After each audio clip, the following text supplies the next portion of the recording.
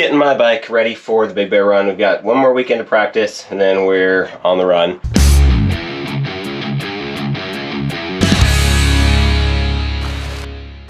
One of the things I've noticed as I've done increasingly hard enduro type things on here, the trials type riding, is that the gearing I have is actually a little bit tall. Been thinking about gearing it down a little bit more. I've got 1352 on right now. Stock is 1350 for this bike. John's gone to 1252, and because we're basically a couple, I have to keep up. I'm gonna put a 12 Tooth Sprocket on the front as part of my Big Bear prep. Then we're gonna dive it into tires and mount my GPS so that we can actually follow the course. But first things first, gearing, and then I gotta go putt around on the track and see what I can do with the lower gear.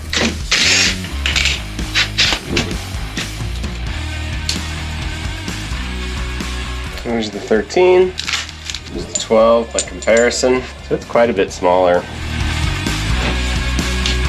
There we go, pops into place. I got a sloppy chain now, so I gotta tighten that, but not gonna do that yet because I'm gonna pull the wheels. I'm throwing gummies on for the Big Bear Run. Not gonna put the guard back in place yet. I'm actually gonna rebuild the slave cylinder for the clutch. Do a separate video on that, but that's how you change the sprocket. Tighten your chain, you should be good to go.